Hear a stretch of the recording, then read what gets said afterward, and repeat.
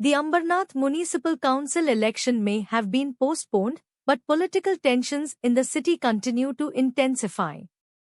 A dramatic midnight confrontation on Saturday has added fresh uncertainty to the local atmosphere.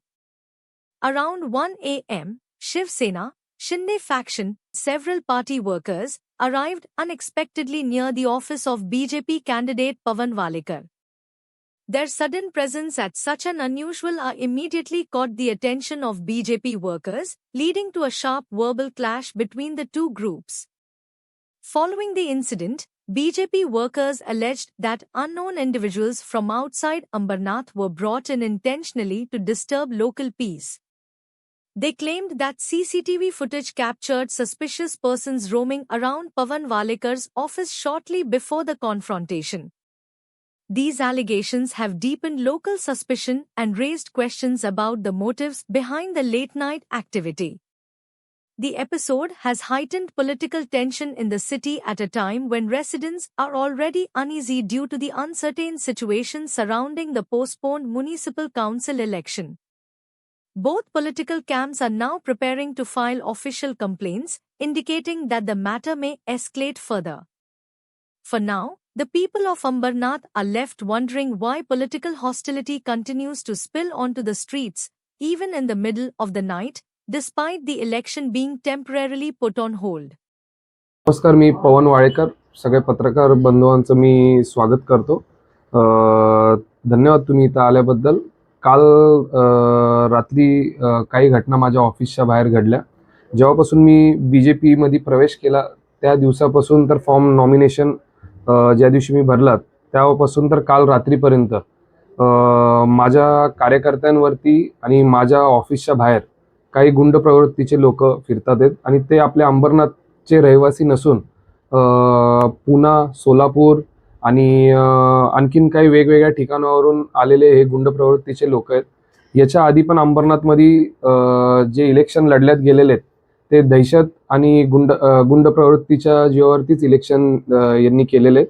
जे माझे विरोधक आहेत ते काल रात्री 6 ते 7 गाड्या घेऊन माझ्या ऑफिसच्या बाहेर आले आणि त्यांनी 60 ते 70 जण त्यांनी ते माझ्या ऑफिसच्या बाहेर त्यांचे पोरं उभे होते. मग मी CCTV मध्ये बघितल्यावरती मी बाहेर गेलो तर मग मी त्यांच्याकडे मी गेलो.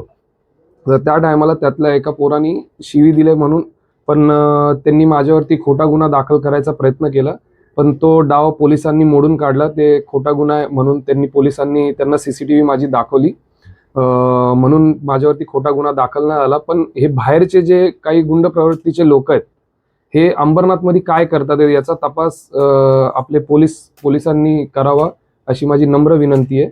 आणि प्रभाग क्रमांक 4 मधून मी बीजेपीचा अधिकृत उमेदवार आहे.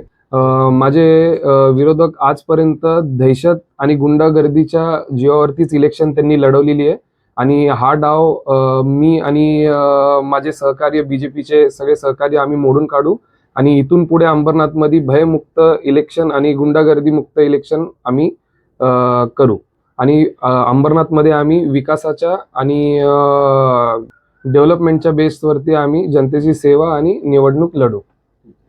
त्यावरती खोटा गुन्हा असा दाखल करत होते की मी जो त्यांचा कार्यकर्ता किंवा त्यांचा जो गुंड आहे त्याला मी मारहाण केली असं म्हणून त्यांनी गुन्हा दाखल करायचा प्रयत्न केला. साहेब त्याच्याबद्दल त्या व्हिडिओ पण अवेलेबल आहेत इंस्टाग्रामवरती की ते पोरं निखिल वाळेकर, राजू वाळेकर हे यांचे सोबत कंटिन्यू राहणारे पोरं आहेत आणि त्यांच्याकडे अशाच प्रकारचे पोरं असतात.